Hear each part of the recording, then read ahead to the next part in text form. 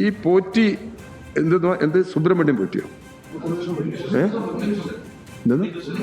ഉണ്ണികൃഷ്ണൻ പോറ്റി. സുബ്രഹ്മണ്യം പോറ്റി വേറെയാ, സോറി.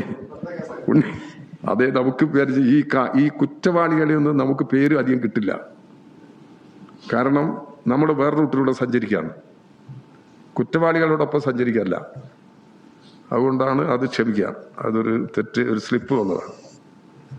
സുബ്രഹ്മണ്യം പോറ്റി ഒരു മഹാനായ ഒരാളാണ്.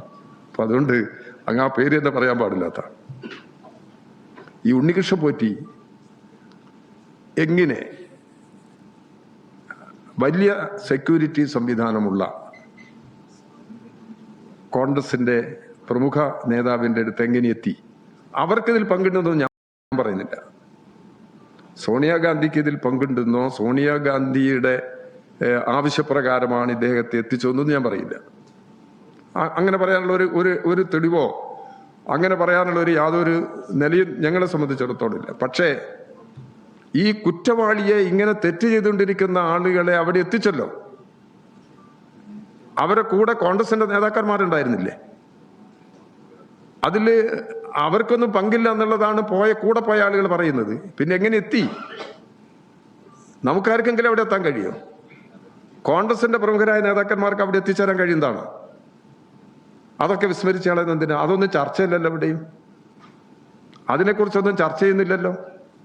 അതിന്റെ അർത്ഥം ഈ കവർച്ചയിൽ അവർക്കാർക്കെങ്കിലും പങ്കുണ്ട് എന്നുള്ളതല്ല. ഈ കവർച്ചയിൽ പങ്കാളിത്തമുള്ള ഈ കുറ്റവാളികളെ ഇന്ത്യയിലെ ഒരു ഉന്നത രാഷ്ട്രീയ നേതാവിന്റെ അടുത്ത് എങ്ങനെ എത്തിച്ചു? അതാരെത്തിച്ചു? എത്തിക്കാനുള്ള ഉദ്ദേശം എന്താണ്? ഇതെല്ലാം പരിശോധിക്കേണ്ടതല്ലേ? അപ്പൊ അത്തരം കാര്യങ്ങളെ കുറിച്ചൊക്കെ നമുക്ക് ജനങ്ങൾക്ക് മനസ്സിലാക്കാൻ കഴിയണ്ടേ? അത്തരം കാര്യങ്ങളൊക്കെ പറയുന്ന സമയത്ത് വെറുതെ അങ്ങോട്ടും ഇങ്ങോട്ടും ആക്ഷേപങ്ങൾ പറഞ്ഞ് വലിയ പല വൈകൃതങ്ങളും കാണിച്ച് പരിഹസിച്ച് അങ്ങനെ പറഞ്ഞതുകൊണ്ട് ഈ യഥാർത്ഥ വസ്തുതകളിൽ നിന്ന് മാറാൻ കഴിയും. അപ്പൊ അതുപോലെയുള്ള പ്രശ്നങ്ങളൊക്കെ നിലനിൽക്കുന്നുണ്ട്.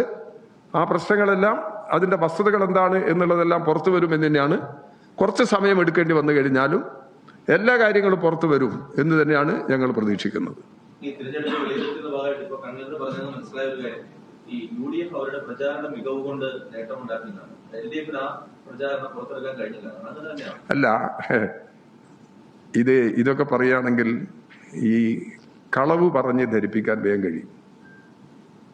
നമ്മുടെ ജീവിതത്തിലൊക്കെ ഒരുപാട് സംഭവങ്ങളില്ലേ? ഒരു ശരി ചെയ്ത് ജനങ്ങളെ അംഗീകാരം വാങ്ങാൻ കുറച്ച് സമയം എടുത്തുനിന്ന് വരും. അതിക്കാര്യത്തിലൊക്കെ സംഭവിച്ചിട്ടുണ്ടാവും. അതുകൊണ്ട് പ്രചരണ മികവ് അവർക്കാണ്, പ്രചരണ മികവ് LDF-ന് ഇല്ലാത്തത് കൊണ്ടാണ് ഇത് സംഭവിച്ചതെന്നും നമ്മൾ പറയാനില്ല.